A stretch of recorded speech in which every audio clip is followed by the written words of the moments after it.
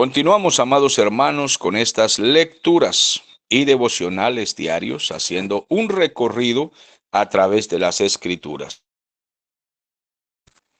Estamos muy gozosos de poder compartir la palabra de Dios. Hemos llegado a la carta a los Hebreos y ahora estamos ubicados en el capítulo 7. Debo recordarles lo que dije en el primero o segundo capítulo.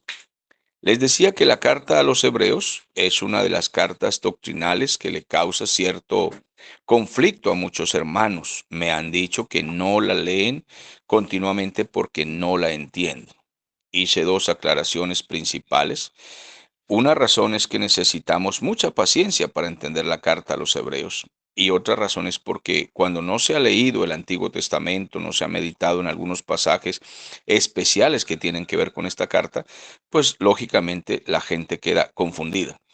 Entonces yo he tratado de ir capítulo por capítulo despacio, haciendo una lectura que se pueda entender. No obstante, quiero decirles que hoy va a parecer que fuera pura lectura. ¿Por qué razón? Porque hemos leído 6 capítulos y creo que los hemos explicado lo mejor que se ha podido. El texto no está muy complicado, es cuestión de detenernos a meditar a qué referencia del Antiguo Testamento está llevándonos cada capítulo de la carta a los Hebreos y qué sucedía y para quién era y por qué les hablaba tanto acerca de los rituales de la ley de Moisés. Al llegar al capítulo 6, creo que hemos estado claros que entonces el Señor Jesús es mayor que los ángeles, mayor que los profetas, mayor que Moisés, mayor que Abraham, mayor que Josué, y que el nuevo pacto es mayor que la ley. Ahora, digo esto porque para entrar al capítulo 7 hemos llegado a un personaje que ya mencionamos y ya dimos una corta explicación acerca de él y es Melquisedec. Creo que al llegar al capítulo 7 solo pueden quedar un poquitito enredados aquellos que no estuvieron en las clases pasadas y que no conocen a este personaje del Antiguo Testamento. Quizás puede ser que se enreden, pero yo les recomiendo escuchar los estudios pasados. Al llegar al capítulo 7, como ya estamos más claros los que hemos estado en la clase, pues podemos hacer una lectura más corrida, no detenernos tanto, ya que tiene muchísimos versículos, son 28 versículos. Ya hice la lectura y me doy cuenta que no está tan difícil de comprender si ya hemos escuchado los capítulos anteriores. Entonces dice la palabra, porque este Melquisedec, precisamente aquel de quien nos hemos estado refiriendo en los capítulos pasados, este Melquisedec, que era el rey de Salem, esta Salem ya les dije que es Jerusalén, antiguamente se llamaba Salem en la época de Abraham. Este Melquisedec, rey de Salem, era también sacerdote del Dios Altísimo, que salió a recibir a Abraham y que cuando Abraham volvía de la derrota de los reyes y Melquisedec le bendijo. Entonces, recordemos que en Génesis, y por eso digo que hace mucha referencia al Antiguo Testamento, hubo una batalla que Abraham tuvo que librar con unos reyes y en esta batalla Abraham los derrotó y cuando regresó de esta victoria, salió Melquisedec y lo bendijo y le recibió los diezmos. Esto nos da a entender claramente que si Abraham es el mayor de todo Israel, si él es el patriarca principal, si él es el primero, ¿por qué este Melquisedec le bendice y aparte de esto le recibe los diezmos como si fuese mayor? Precisamente ya hemos explicado que este Melquisedec es un tipo de Cristo y muchos eruditos nos aclaran que él es Cristo mismo en una aparición que se le hace a Abraham. Los que leemos y estudiamos este pasaje y este personaje Melquisedec no encontramos otra respuesta. No hay otra respuesta. Por eso al llegar al capítulo 7 ya lo comprendemos. Es una aparición de Cristo en el Antiguo Testamento a Abraham, porque no encontramos otra explicación. No hay por ningún lado en la Biblia otra explicación. Entonces, este Melquisedec se apareció a Abraham y se apareció como mayor que él, como rey de Salem, como sacerdote del Dios Altísimo, lo bendijo y además aquí nos sigue diciendo, a quien asimismo Abraham le dio los diezmos de todo, cuyo nombre significa, el nombre de Melquisedec significa primeramente rey de justicia y también rey de Salem.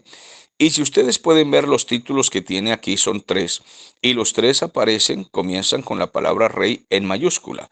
Dice rey de justicia y también rey de Salem, y esto es rey de paz.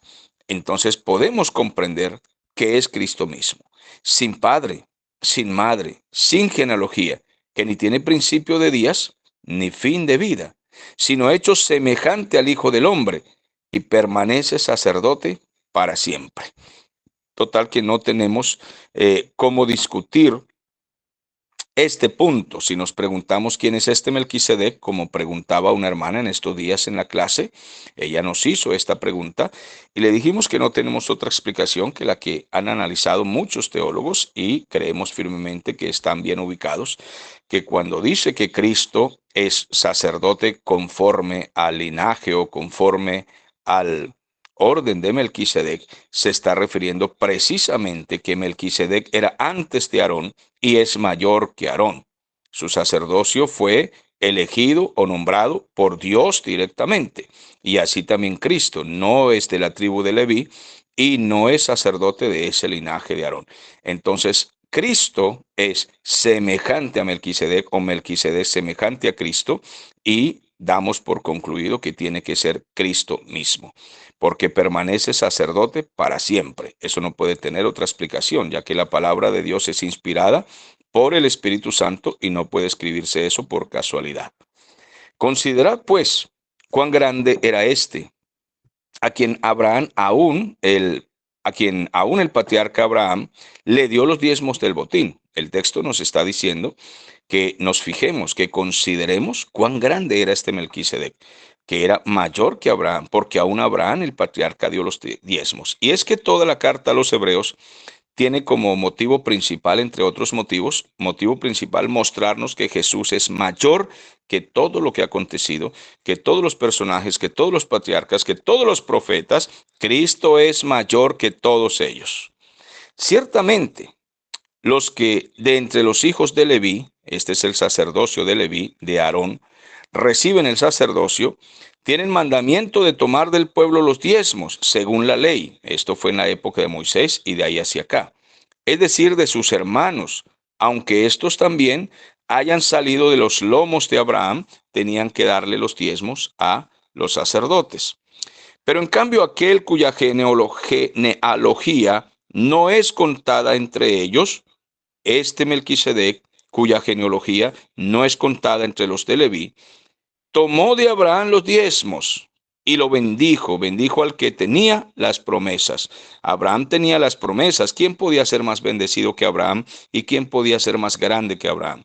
De hecho, los judíos se sienten muy orgullosos de ser hijos de Abraham, aun cuando no han creído en Cristo. Y ellos se jactan de esto, aun cuando andan en pecado. Muchos judíos dicen que son hijos de Abraham. Para ellos es un orgullo ser hijos del más grande patriarca de Israel. Sin embargo, aquí se nos dice que este Melquisedec es mayor.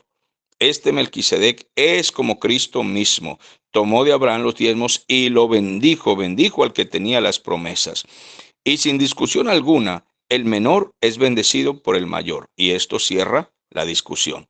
Dice, sin discusión alguna, el menor es Abraham y es bendecido por el mayor, y el mayor Melquisedec. Y Cristo es del mismo linaje y orden sacerdotal de Melquisedec. Y aquí ciertamente reciben los diezmos hombres mortales, pero en cambio allí uno de quien se da testimonio de que vive. ¿Qué más podemos decir a esto? Si éste vive, pues es Cristo mismo. Y por decirlo así, en Abraham pagó el diezmo también Leví, que recibe los diezmos. Entonces, no había nacido todavía Aarón, no había nacido la tribu de Leví, pero ellos descienden de Abraham. Y aquí nos está diciendo que de esa manera la tribu de Leví ya estaba pagando los diezmos a Melquisedec, porque aún estaba en los lomos de su padre cuando Melquisedec le salió al encuentro. O sea, la tribu de Leví y Aarón estaba todavía en los lomos de Abraham, todavía no habían nacido, y le salió Melquisedec al encuentro y bendijo a Abraham. Si pues la perfección fuera por el sacerdocio levítico, ¿por qué bajo él recibió el pueblo la ley? ¿qué necesidad habría aún de que se levantase otro sacerdote según el orden de Melquisedec y que no fuese llamado según el orden de Aarón? Entonces, si la perfección fuera por el sacerdocio levítico, ¿por qué entonces, escuche bien, por qué él recibió el pueblo, perdón, por qué bajo él recibió el pueblo la ley? ¿Qué necesidad? Porque bajo él recibió el pueblo la ley, es una afirmación. ¿Qué necesidad habría aún de que se levante otro sacerdote? No habría ninguna necesidad. Si la perfección hubiera sido por el sacerdocio levítico, no habría necesidad de ningún otro sacerdote. Pero entonces, ¿por qué Dios levantó a Melquisedec y se lo presentó a Abraham? ¿Y por qué también vino Cristo y es sumo sacerdote para nosotros? Porque la perfección no vino ni a través de Aarón ni a través del sacerdocio levítico. Porque cambiado el sacerdocio, necesario es que haya también cambio de ley. Y se cambió precisamente la ley hacia el nuevo pacto. Y aquel de quien se dice esto es de otra tribu, de la cual nadie sirvió al altar. El versículo 13. Y aquel de quien se dice esto es de otra tribu, de la cual nadie sirvió al altar. Porque manifiesto es que nuestro Señor vino, porque manifiesto es que nuestro Señor vino de la tribu de Judá, de la cual nada habló Moisés tocante al sacerdocio. Este versículo también está muy claro. De la tribu de Judá no vino el sacerdocio. Cristo no es sacerdote por la tribu de Judá, porque el sacerdote es de la tribu de Leví, y Cristo no es de la tribu de Leví. Entonces, ¿quién lo nombró sumo sacerdote? Pues Dios mismo, así como a Melquisedec, Dios mismo. Y esto es aún más manifiesto si a semejanza de Melquisedec se levanta un sacerdote distinto, no constituido conforme a la ley del mandamiento acerca de la descendencia de Aarón, de Leví, sino según el poder de una vida indestructible. Esa es la vida de Cristo. Pues se da testimonio de él. Tú eres sacerdote para siempre según el orden de Melquisedec, y eso está en el Salmo 110. Usted puede encontrarlo allí. Queda pues abrogado el mandamiento anterior a causa de su debilidad e ineficacia. Amados, a los judíos les ofende esto y a los judaizantes cristianos que judaizan también les suena esto muy feo. La intención no es ofender nosotros a nuestro Dios diciendo que la ley no sirvió para nada, pues realmente no podemos decirlo de esa manera. La ley era el principio, era el comienzo, era la introducción, era la sombra, pero viniendo Cristo, Cristo con su gracia es mayor que la ley. Queda pues abrogado el mandamiento anterior a causa de su debilidad e ineficacia. Ahí en ese punto, para salvación, la ley quedó ineficaz, pues nada perfeccionó la ley, y de la introducción de una mejor esperanza por la cual nos acercamos ahora a Dios. Y esto no fue hecho sin juramento, porque los otros ciertamente sin juramento fueron hechos sacerdotes, pero este con el juramento del que dijo, juró el Señor y no se arrepentirá. Tú eres sacerdote para siempre, según el orden de Melquisedec, y repito, está en el Salmo 110. El Señor juró que sería sacerdote para siempre. Dice aquí que el otro sacerdocio, el de Aarón, el de Leví, no fue hecho según ese juramento. Pero Cristo sí. Tú eres sacerdote para siempre, según el orden de Melquisedec, nombrado por Dios mismo, aparte de la tribu de Leví. Por tanto, Jesús es hecho fiador de un nuevo pacto, y no solamente de un nuevo pacto, dice de un mejor pacto. Y aquí se nos está explicando que la gracia es mayor que el antiguo pacto, Antiguo Testamento o la ley. Y los otros sacerdotes llegaron a ser muchos, debido a que por la muerte no podían continuar. Entonces otros heredaban el sacerdocio. En cambio, Cristo, más este, por cuanto permanece para siempre, tiene un sacerdocio inmutable, que no cambia, que no varía, que no necesita perfección, que es mejor que todos, que no pecó, en fin. Recuerde que ya explicamos que los sacerdotes hacían sacrificios por el pueblo, pero primero debían hacer sacrificios por sus propios pecados. En cambio, Cristo era el sacerdote perfecto y no necesitaba hacer sacrificios por sus propios pecados. Y él se ofreció como cordero para ser sacrificado una vez y para siempre por los pecados del pueblo, para que ya no haya más sacrificios. No sé por qué algunos judíos quieren seguir apegados a los rituales antiguos, además que ni siquiera son fieles a los rituales. Ellos han añadido mucho a la ley de Moisés, muchas tradiciones orales, por lo cual puede también salvar perpetuamente, esto es Cristo, ¿a quiénes? A los que por él se acercan a Dios, viviendo siempre para interceder por ellos. ¿Quién intercede entonces por nosotros y es el único que puede interceder? Se llama Jesucristo. Porque tal sumo sacerdote nos convenía. A nosotros nos convenía que viniera este sacerdote llamado Jesús de Nazaret, este Cristo, este Dios que vino a la tierra y se hizo hombre. ¿Por qué? Él tiene estas características y nos convenía que él viniera porque no había otro que pudiera hacerlo.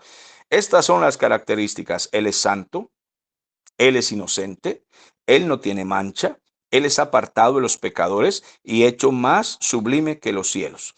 Entonces, ¿cómo puede la religión romana católica decir que Pedro es la piedra angular o que Pedro es la roca que sostiene o sobre la cual se sostiene o se construye la iglesia? Pedro, un hombre pecador, no estamos diciendo que era un borracho, sinvergüenza y adúltero, estamos diciendo que era un hombre falible, era un apóstol santo de Dios, pero falible. Él dependía de Cristo. Cristo es el sumo sacerdote, es la piedra angular, es el centro de nuestro mensaje, es el corazón de todo. Sin Cristo no hay evangelio, sin Cristo no hay cristianismo. Entonces Pedro dependía de él.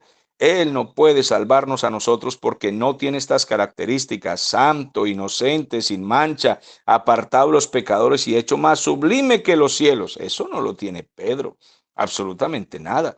Ni el Papa, que dicen que él es Padre Santo, sumo sacerdote y vicario de Cristo. Eso no lo tiene el Papa. Él es un hombre pecador como todos. Y bueno, muchas cosas más que se podrían decir allí. Ahora bien, este Cristo es más sublime que los cielos y no tiene necesidad cada día de estar arrepintiéndose, pidiendo perdón, etcétera. Nada no tiene necesidades cada día como aquellos sumos sacerdotes que ofrecían primero sacrificios por sus propios pecados, pero luego iban a ofrecer sacrificios por el pueblo. Primero tenían que limpiarse ellos para poder ir a limpiar al pueblo. ¿Por qué? Porque esto lo hizo Cristo una sola vez y para siempre. Él se ofreció como el cordero. Él es el cordero inmolado. Se ofreció un solo sacrificio y para siempre nos perdonó y nos lavó. Porque la ley constituye sumos sacerdotes. La ley de Moisés, la ley del Antiguo Testamento, constituye sumos sacerdotes a débiles hombres como Aarón y toda su familia y todo su linaje, débiles porque son como nosotros, débiles porque aunque ellos no quieran pecar, pecan. Nosotros, aunque no querramos practicar el pecado, cometemos algunas cosas porque somos hombres. Nosotros pecamos porque somos hombres, pecamos porque somos pecadores. Entonces, sencillamente nuestra naturaleza caída quedó así. Así de que la ley de Moisés constituye sumos sacerdotes a hombres que son débiles, que son comunes, en cierto aspecto son comunes. Pero en cambio, la palabra del juramento que hizo Dios mismo, posterior a la ley, constituyó al Hijo, a Él que es perfecto y para siempre, y Él es el sumo sacerdote. Si ustedes pusieron atención a las clases pasadas, este capítulo 7, donde hacemos solamente una lectura, no con demasiada explicación teológica,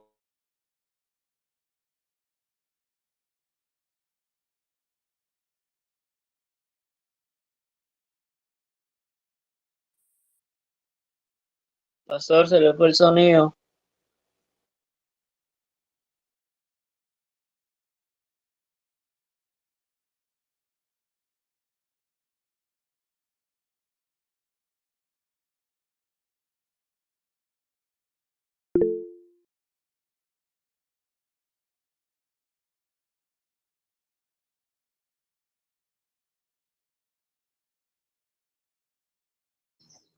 Sería que fue la luz.